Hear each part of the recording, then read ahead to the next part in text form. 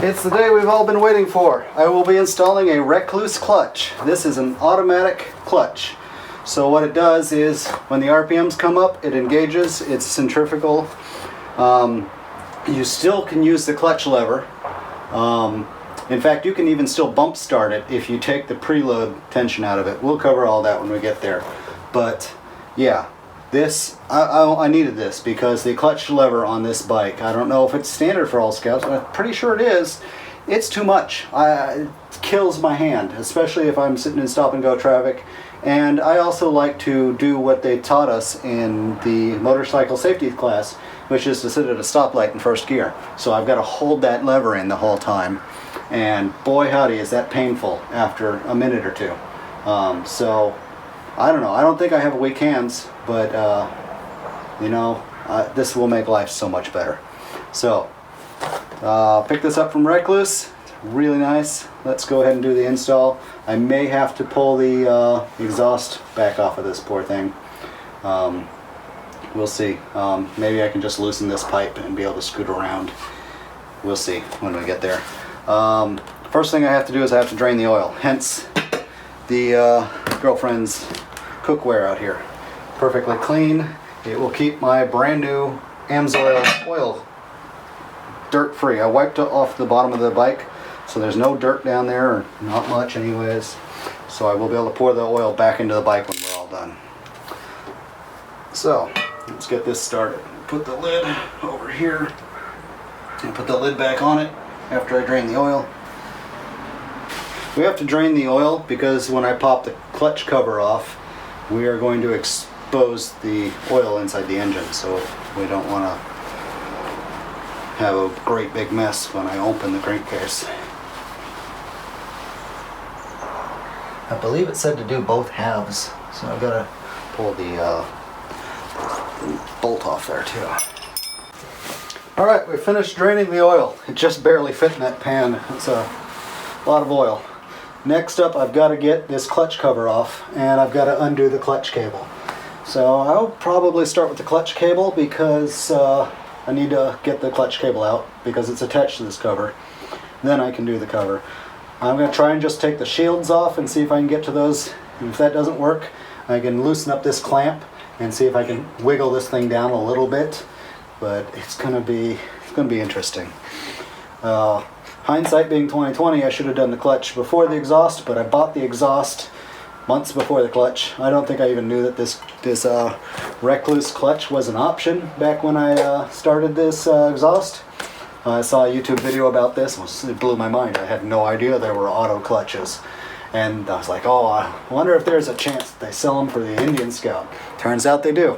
So we will do that. So step one, remove the clutch cable. There are instructions in here, and I read through them, so I've got a brief idea of what I need to do.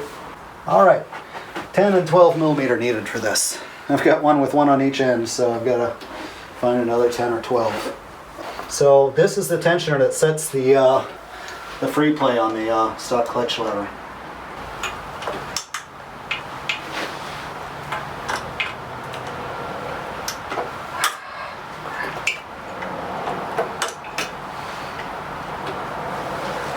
There we go. Now I've got the cable out of this. There we go. So you just put some pliers on here. Don't clamp it real tight, but then you can pivot this down, and then get the cable to pull out of it. We want to undo the heat shield now because it is definitely in our way.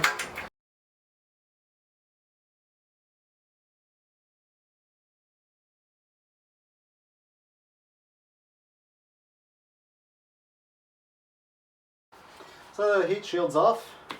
There's my new pipe with about 300 miles of color into it. Oh, I fear that those are going to be hard to get to still.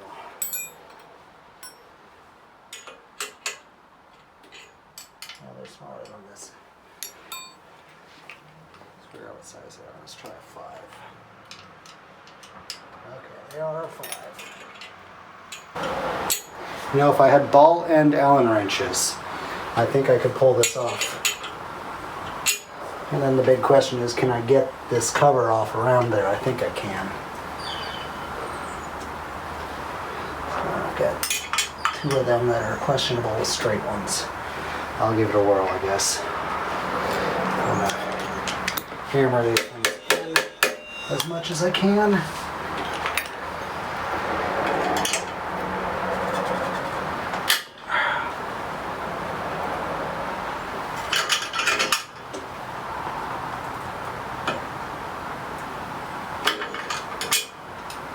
Yeah, they are turning. I don't know if I'm even going to be able to get them out with this thing in the way. We shall see. Well, this one's even more of an angle.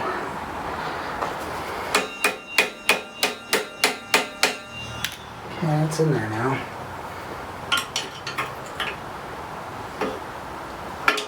Okay, it's a turning. Now the trick is to go around to this and break all of these loose. Okay, so this was a 5. Let me see if I can find a socket with a 5 on it. Why, yes. Yes, I can.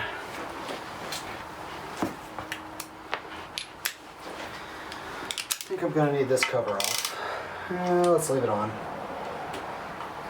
You could buy a Rekluse one that replaces this to let everybody know you got a Rekluse clutch. And if it still said Indian, I'd buy it. I like having the Indian logo on here, but kind of like a little supplement down here that just says Rekluse clutch.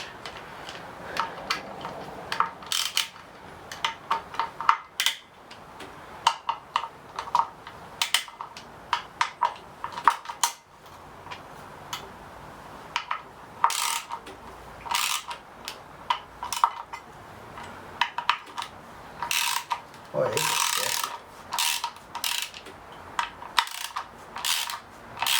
feels like these are cross-threaded. Weird. These are really stiff. Let's go into a water passage. Yeah, there's all sorts of... Let me see if I can get this on camera. See all that rust around the top of the bolt? The threads were full of rust. That's really odd. It seems to just be these 3. Maybe a little anti-seize would be a good idea on these when I put them back in. Wow. These don't break off. These don't break off.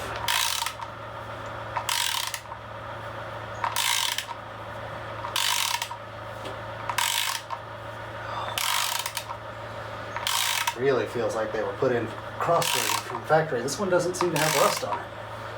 It's very worrying.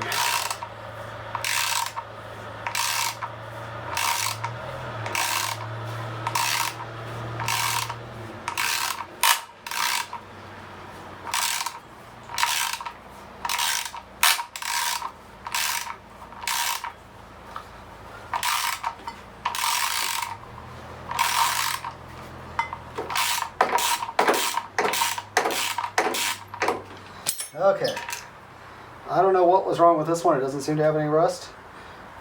It's definitely getting anti-seize when it goes back together. Dissimilar metals. You got these nice stainless bolts going into aluminum casting.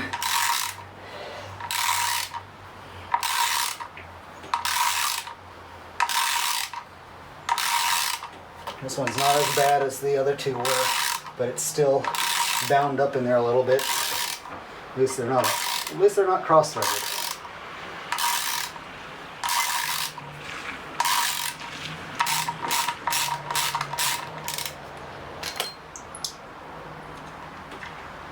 Okay, there's a little bit of corrosion at the top of this one. Yeah, take a wire brush to those, get rid of that corrosion.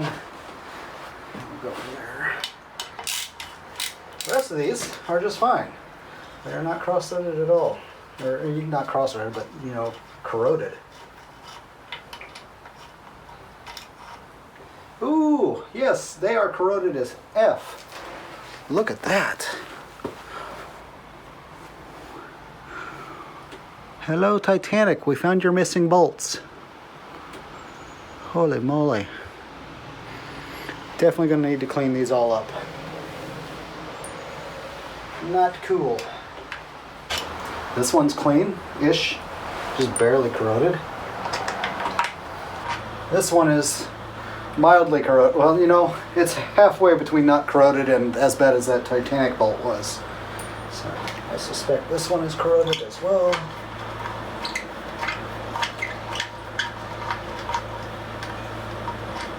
Oh yes, that is very bad as well. That is a Titanic level bolt.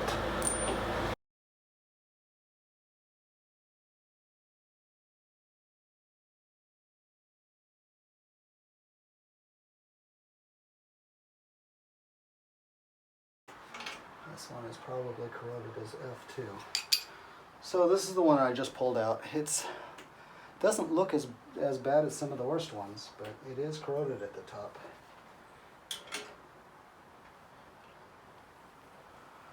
I'm just glad these aren't breaking on me. Yes, I just jinxed myself. All right, I undid this clamp and I undid the bracket that holds the muffler. Now watch this, and this is loose.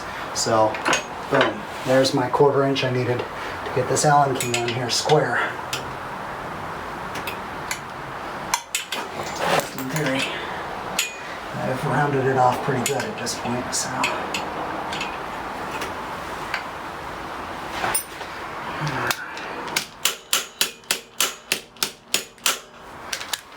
That should do me.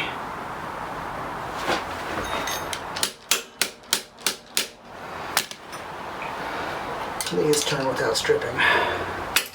Oh crap. We are stripped, fully flipping stripped.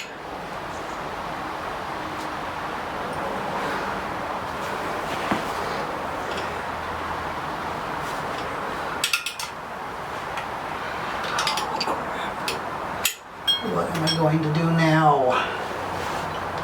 Maybe a counter-rotating drill bit will bite onto it and pull it out. I'm not sure.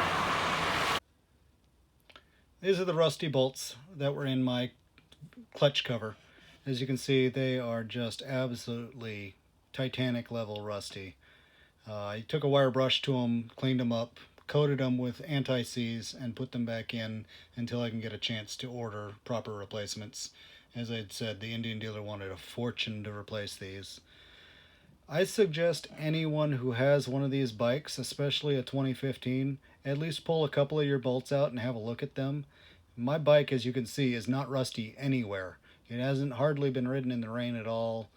It certainly hasn't been ridden in the winter or left out in the rain. And these bolts, it seems to be an electrolysis problem.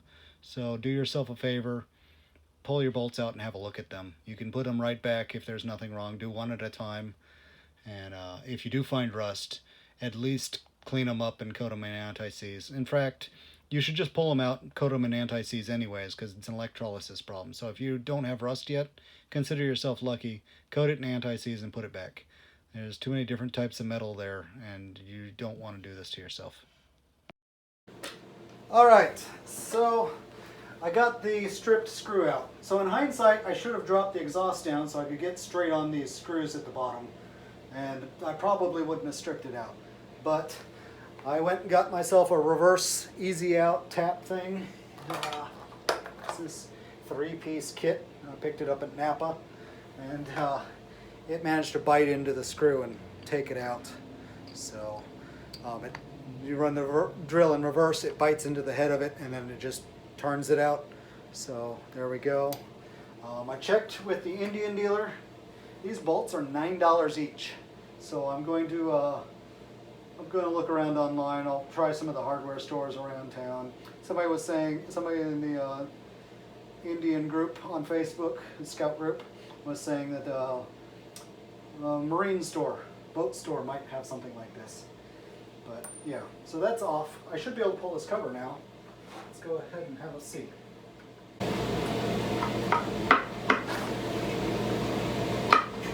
I forget one? Nope, everybody's off. There we go, my ego. There we go. Nice. All right.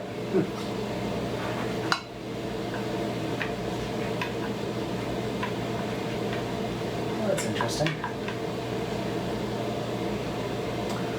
Okay, so it's got this nice rubber gasket all the way around. It's reusable, so I won't have to worry about that. Very nice. There's my clutch. I need to get these bolts off, and we'll have the clutch pack coming off. Let's go ahead and do that. I'm going to put the bike in gear,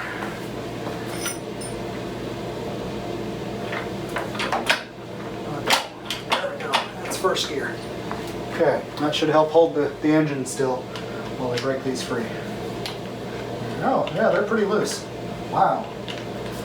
Very loose. All right. Well, that was no big deal. Almost could have done these by hand. You may have noticed I'm wearing a Harley shirt. You know, it's still winter and it's cold out, and I have not been able to find an Indian long sleeve shirt.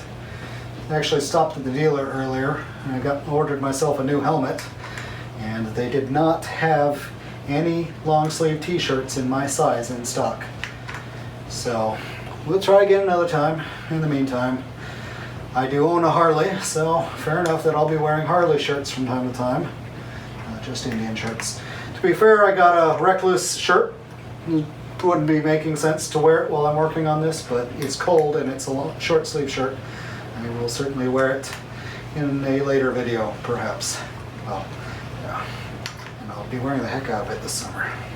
I have never done a motorcycle clutch before, so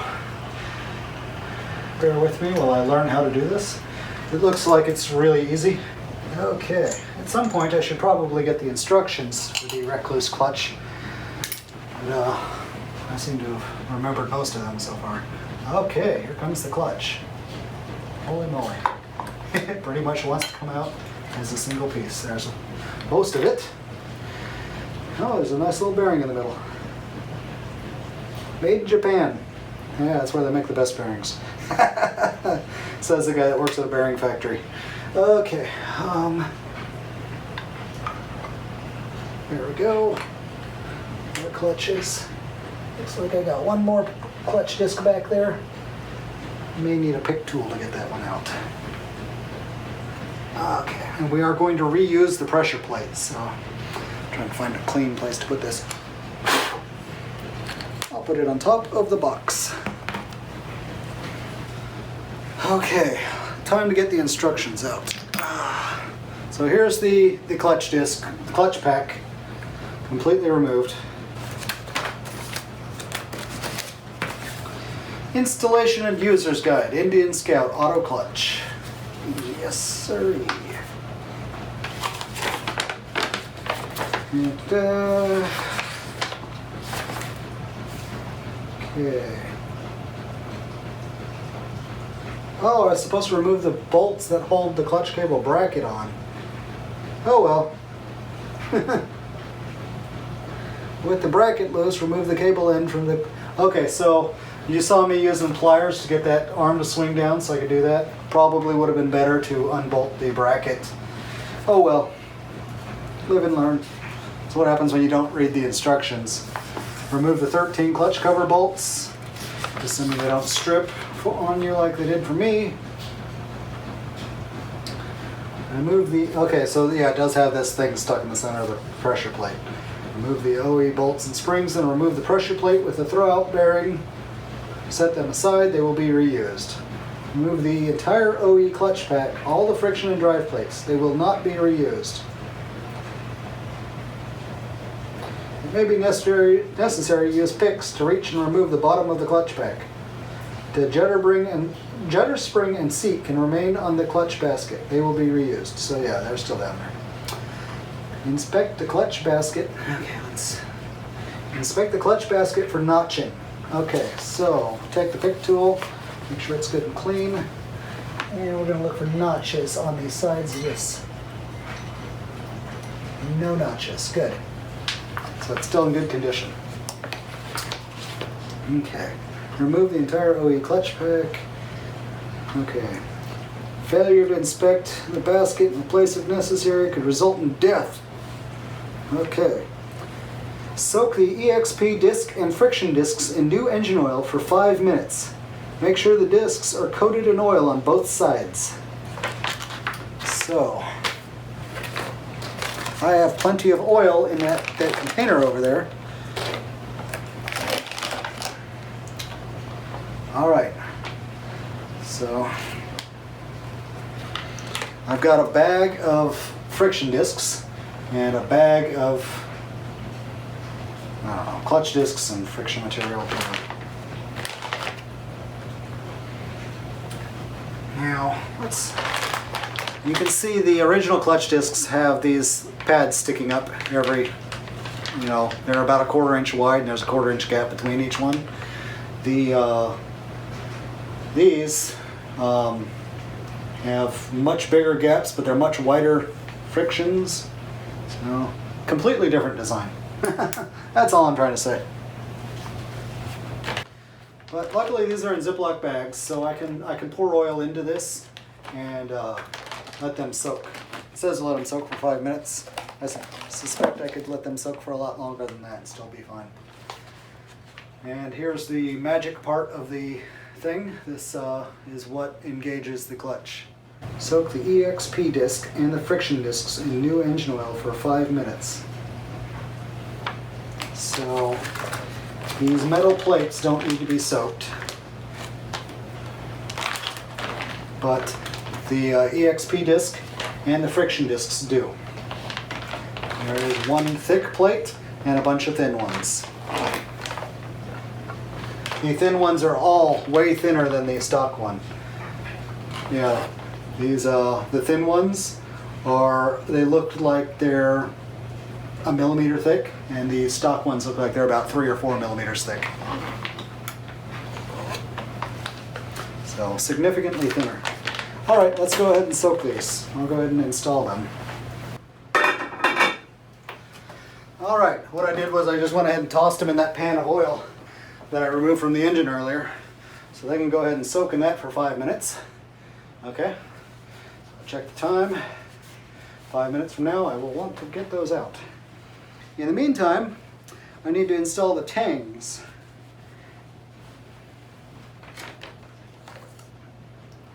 Install all the basket sleeves, or sleeves in the tangs. Okay. Here are my tangs. I've got replacement springs in case I want to change the engagement RPM. I'll go with stock for now and see how that works. It's based on your idle speed, and I have lowered the idle speed below stock, but it should be close enough that I still want it to engage at the original RPM. All right, so these go in the full length holes.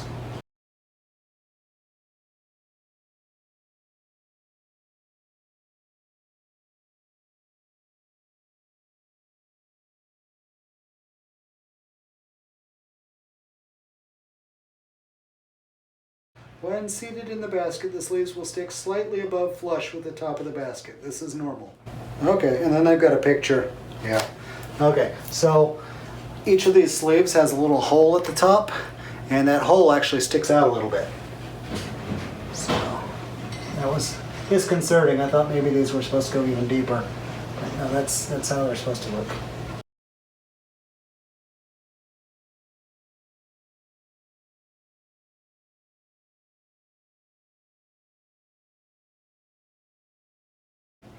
Okay, they're all installed.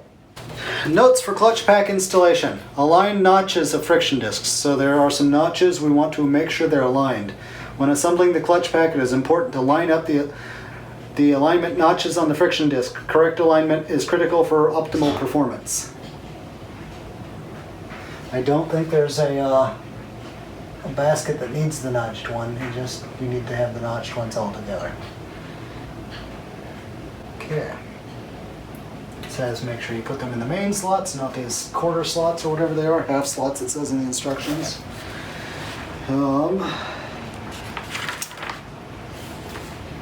Verify that the judder spring and judder seat are installed in the basket. Okay, if they're removed, install the judder seat followed by the judder spring cupped side up. Yeah, I think they're still in there.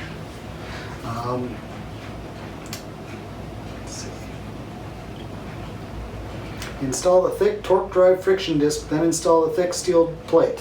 So one of these plates is going to be thicker than the rest. Yep, there it is. So, friction disc first. Has it been 5 minutes? Yes, it has been 5 minutes. Okay. Now I have to go fish around in that bowl of oil. Oh, my Kingdom Bird glove. All right. So, we can start putting in the clutch discs. Here's the EXP disc, nice and soaked in oil. I put it in a bag to keep the mess down. Here are the friction discs. We start with the thick one. Install the thick torque drive friction disc, then install the thick steel plate. So here's the friction disc. I'm going to put I've got the alignment tangs. Okay, every other one is a alignment tang, so we'll put it straight up. Okay, first disc is in. Now, I want a thick plate.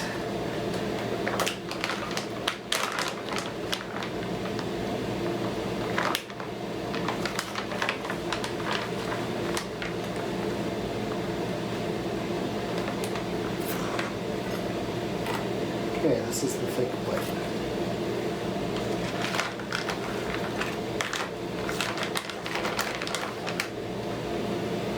Okay.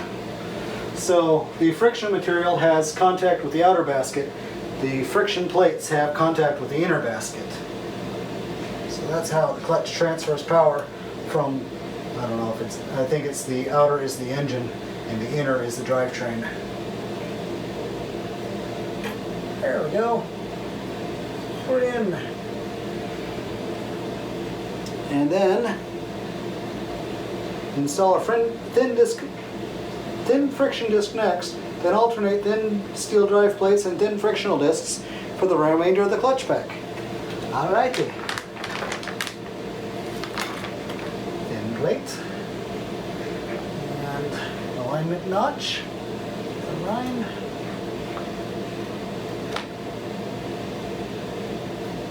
There we go. Thin plate.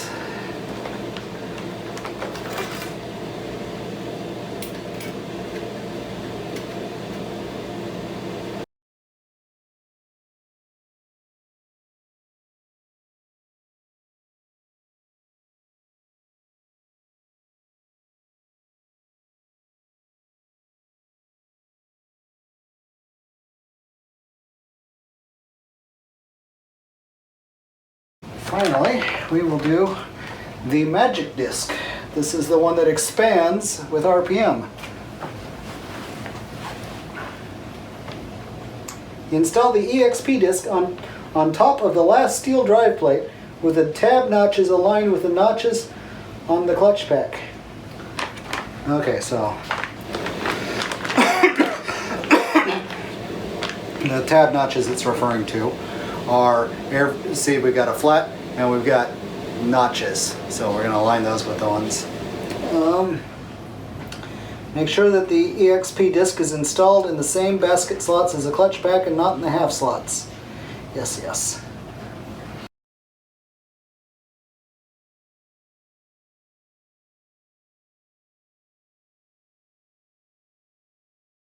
Aha, we're in. Okay. We did it, we did it. Now we're going to put the pressure plate back. Reinstall the throwout, followed by the pressure plate. Reinstall the springs, the original springs, torque to the original specifications. Okay, I'm going to take the original clutch material and every single last one of the discs, I'll leave them in the original orientation, and I'm going to stick it in this bag that's still got a lot of oil in it. All the pressure discs, all the friction material and plates are in there now. The original plates, I put them back in the bags the new plates came in so that they will be safe and sound in case I ever need to go back or just generally want to sell it or who knows what I'll do with them. Now it's time to put the original pressure plate back on. Need to make sure that I've got the throwout part inside there still, which I do. And then I'll just put that back on. This is back in place. And that's all there is to it. Next, I need to put the springs back. So, these are designed really well. The screws start making threads long before there's any tension on the springs. This is very, very easy actually. Okay, now they're all touching. and give them a little torque. There we go. There we go.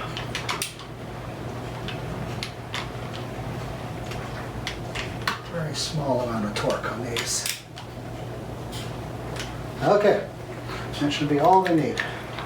All right, good and close.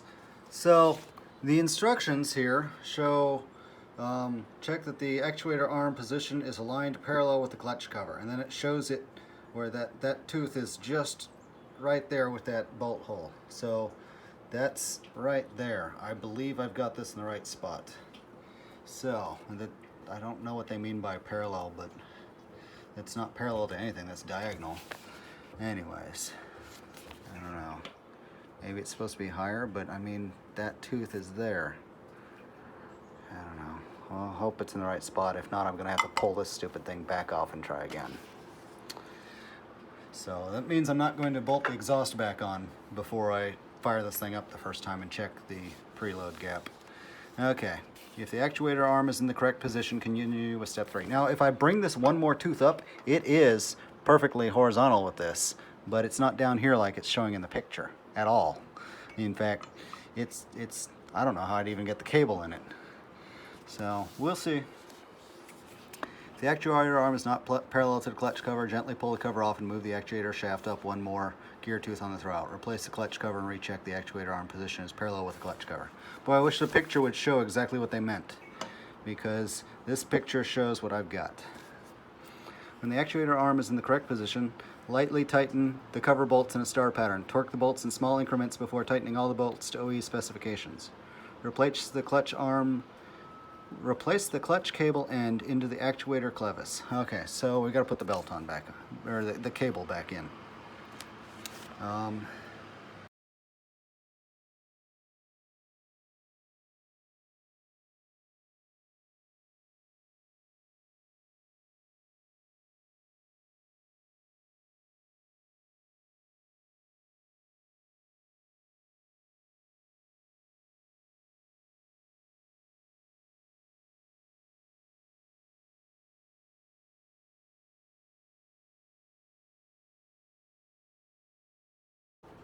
That was phenomenally difficult. Holy moly. You definitely can't remove that bracket if the exhaust system isn't really free or completely off the bike. And now I've got to fire up the bike to see if the tension is right. The installed gap is the separation in the clutch pack created by the tension adjusted into the clutch cable. This gap is what allows the clutch to spin freely until the desired RPM is reached for engagement. The gap must be set correctly for optimal performance. In this bike model, the installed gap is set by lifting the pressure plate a preset amount using cable tension. Alright, so the cable will always have tension on it with this clutch. They've got a lot more faith in this cable than I do. Use a 10mm and 12mm wrench to tighten the clutch cable until you have the stock free play in your clutch lever. This is the starting point, not the final adjustment. Okay, so let's see if I got the stock free play in my lever. Okay, so I'm not quite there yet. I've got a lot more free play than I should have. Well, not a lot. I've got double the free play I should have. So let's tighten it and get my free play back down to reasonable levels.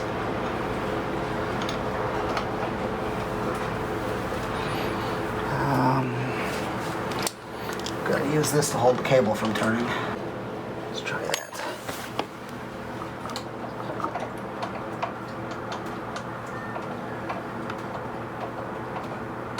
Yeah, I think I'm there.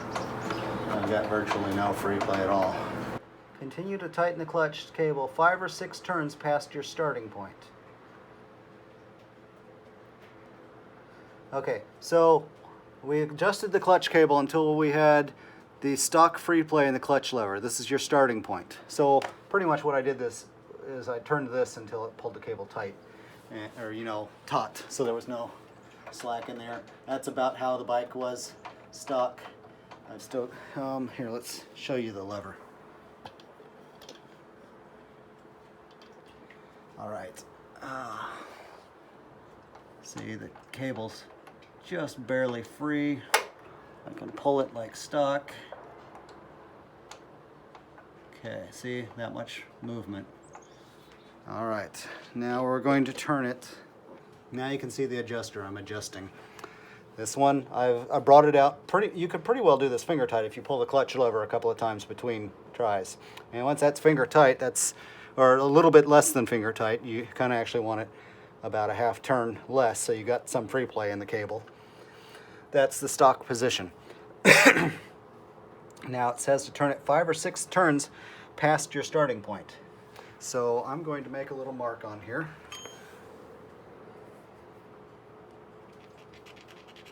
Okay, we got a little scratch. So that'll be the top, so we can count the turns.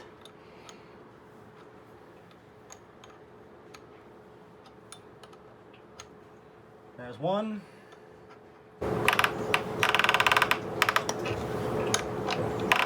There's 6. I'm just going to go with 6 because that's where I want to be. Now I need to lock this back down. Okay, that's good enough for now. This pair of pliers here is to keep the cable from turning while I'm turning that. So I should have, oh yeah, that, that cable is tight now. So clutch feels about the same because I haven't changed the pressure plate at all. It's just the discs inside and the fact that it's going to automatically engage. So what's happened now is I've set an installed gap. It's like my clutch lever is pulled already a little bit, and the expanding disc that we put in there will expand with RPM and engage the clutch. So we're going to check that gap next, but first I've got to put the oil back in the bike. So, and remember, I drained the oil. I drained the oil, so it's vitally important that we put oil back in the engine before we fire this thing up.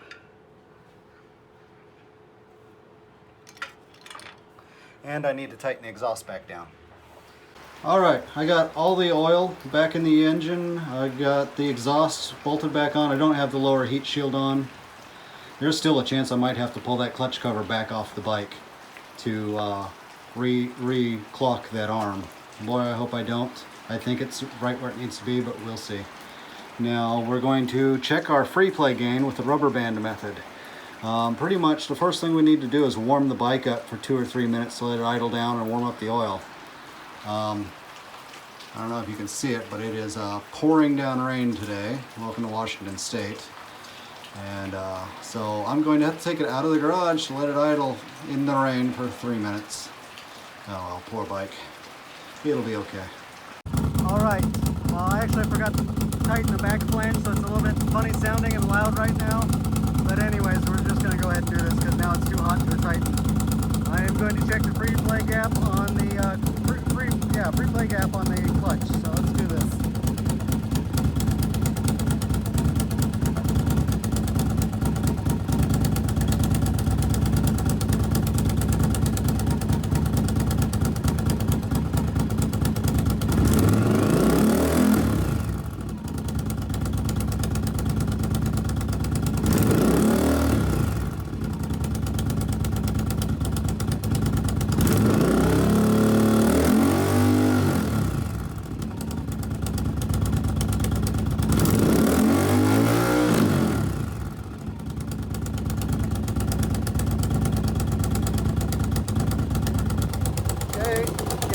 Too much. I'm going to go see how to adjust it. Alright, seeing as I've never done this before, I gave it one full turn to see what I get.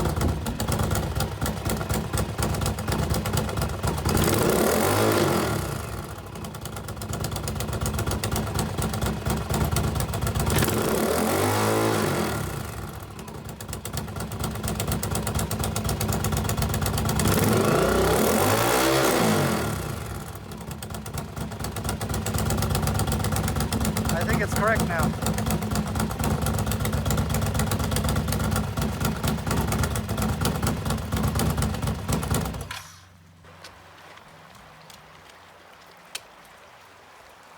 Boy, howdy is that loud with that pipe open. I really shouldn't have done that, but oh well. We'll let it cool off and I'll tighten that back up. I think I've got the preload gap correct now. So next up is to do the ride break-in, and then I'll check the gap again. All right, so this is the procedure we just went through. Place the bike in neutral and let it warm for 2 or 3 minutes. With the bike idle, apply enough pressure to the clutch lever to take up the free play slack in the clutch lever. That's what the rubber band was for. While still in neutral, continue to apply light pressure and quickly rev the bike to 5,000 to 7,000 RPM, which was when it got really loud. And then we adjusted the free play. You can see right here how much the clutch lever is supposed to move. So we're supposed to have the ball on the other side of where the ball was, the back of the ball was. The front of the ball is supposed to be where the back of the ball was. Stock, it's halfway through the ball or 3/4 of the way through the ball. So we're almost double stock. And then we had clutch lever moves in too much. So I tightened the cable. So I made the cable longer, and that reduced it. So now we're going to do our break-in procedure. Break in the new clutch. Once you install your clutch, it's important to break it in.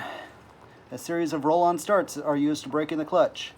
So with the engine still running, pull in the clutch lever, slowly shift the bike into first gear. Slowly release the clutch lever. The bike should stay running and in place or have a slight amount of creep forward. Okay, so I actually turned the bike off so it could cool down, and I got that exhaust pipe tightened back up. So we're gonna warm it up again. It's still pretty darn hot. I was burning my fingers the whole time, so I didn't wait very long. With the bike idling in first gear, slowly begin to apply throttle to begin moving. Without using the clutch lever, accelerate moderately to around half throttle to fully engage the clutch. Release the throttle and come to a complete stop. Do that 15 times. Okay, so I don't actually have to bring this thing up to 5 grand or something crazy. This will work just fine in my neighborhood. I'll go down the street one way, make a U-turn, and do it 15 times. So we'll try and position the camera for that.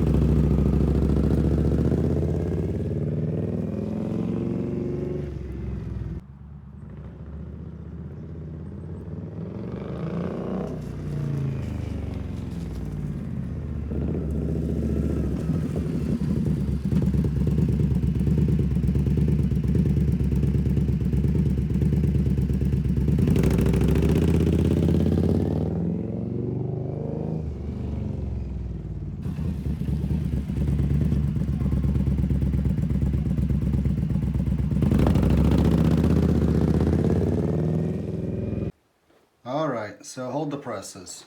Turns out that this does need to be parallel with the cover like the instructions said. Having it 1 notch farther back does not work. I ran out of adjuster length here, so I had to drain the oil and do this all over again. Pull the cover off, get that back in the right spot. Oh boy, howdy, is that frustrating. But don't make my mistake. Make this thing parallel like the instructions said, not like the picture showed. So here you can see me testing the free play gap after the initial break-in procedure. As you can see here, I'm revving it, and the free play gap is entirely too much. Now, while I was doing this video, you can see before I started the break-in procedure right here, the free play gap was what it was supposed to be, nice and small. And then I do here we are back at the after break-in free play gap. And the before is correct. It's supposed to be about 1/8 of an inch to 1/4 inch at the most. The picture in the book, which after doing the break-in, I for some reason grabbed the book and just looked at the picture, and the instruction manual book, that is, and the picture shows it moving as far as that ball at the end of it, which that's a 1/2 inch ball at the end of the shift lever or clutch lever. So that is entirely too much free play gap, and you'll want to make sure that you only set a 1/4 inch. So do not set it to a 1/2 inch. The clutch will drag. It's entirely too much free play gap. Alright, so we're done. Here's a video showing me laying the bike on its side. I got fed up with draining the oil each time. Turns out though, you have to remove the gas tank if you want to lay it on its side, or the gas tank needs to be just about empty. Otherwise it'll dribble out the gas cap. So anyways, you saw me in the last thing. I had pulled this clutch cover off and reclocked the arm out. You may have seen my previous video where I changed out my clutch cable. What had happened was the clutch cable had failed, the stock clutch cable had failed and collapsed, and I thought that I needed to clock the arm out. That's another thing where the instructions are a little vague and unclear. It turns out that even though the instructions say to put it parallel with the cover, that is wrong. So I did put it parallel with the cover after my clutch cable collapsed, and it turns out that that changes the angle of attack for the cable, and the cable's coming out. See, you got the sleeve, and the cable's coming out at this angle, so it's dragging. It just made everything worse. You can't check the oil dipstick when it's in this position. So the instructions, they have the picture that show it 45 degrees down, 1 tooth down from this position. That's where you want it. If you find that you need this position, your clutch cable has failed, and you should go to the Barnett clutch cable. In fact, I would suggest you go to the Barnett clutch cable before you go to this clutch anyways, because this clutch, this Rekluse clutch, leaves the clutch cable under tension at all times, and the factory clutch cable is not up to that task. The factory clutch cable will probably last you a good long time, although I've heard reports of them snapping at random on people, so I would change it anyways, but don't use a Rekluse clutch with the stock clutch cable. Go to a Barnett clutch. It's worth the like $90 for the braided stainless, or if you're really cheap, I think the black one is only $60. Just do it. You'll thank yourself. Anyways, I'm not really wanting to do a review of this, although I'll mention some thoughts. Drag racing. This thing seems really awesome for red light races. Light turns green, you're not on the clutch at all. The bike's in first gear, light turns green, you just nail a throttle and the thing just freaking launches like a bat out of hell. It is amazing. I was having trouble holding onto the bike. It was really cool. I've never done anything like that before, because it just engages the clutch for you and does it perfectly, so you don't have to worry about it. Pro tip, and I'm actually probably going to have to pull my clutch cover one more time and do this. Comes with some heavier springs. These control the RPM that it engages at. As you may know from my dyno video, I lowered the RPM to 1,000. And unless it's right at 1,000, this clutch wants to start engaging. I spoke with their tech support. Their tech support's been great. I pointed out the problems with the instruction manual, and it sounds like they're going to correct it immediately. I mentioned the clutch cable, so they may recommend that clutch cable in the future. But the tech was saying that they've heard several reports of the RPMs being too high on this bike for this clutch. So what you'll want to do is swap in the heavier springs. I think they're the blue ones. I don't know. I haven't read the instructions lately. But swap in the heavier springs, because the clutch, the EXP disc, the part that expands and auto engages, is set to medium from the factory. Low would never work on this bike. So you want to go to high, because with the stock idle RPM of 1100, this thing will try and take off. The clutch will be partially engaging and dragging all the time. So go to the high springs. But yeah, this is a pretty cool kit, and I'm glad I got it. And I hope you enjoyed this really long video. If you're still watching after nearly an hour, good on you. You're really gonna, yeah, like and subscribe. For my next video, I'll give you guys a heads up. I'm going back to my old Harley. I've got the Harley Street 500. I just bought a 750 engine, and I scored a really good deal on a 750 engine on eBay out of a totaled bike. It was like $650. So I'm going to upgrade my 500, and it'll give me more content for the channel. Follow along, even if you don't have one of those, don't care about them. Follow along, because I think some of you guys enjoy my style. So we're going to tear apart the engine. I'm going to shave the heads to boost the compression. I'm going to see about cleaning up the ports if I think I can improve them a little bit. I've never done that before. I've never torn into a motorcycle engine before. So I'd never done a clutch before this. So everything you see me do on this channel is pretty much the first time I've ever done it in my life. So it should be interesting. Yeah. Anyways, I'll end this video and stop babbling. Follow along for, subscribe and follow along on the new Harley videos because it should be interesting.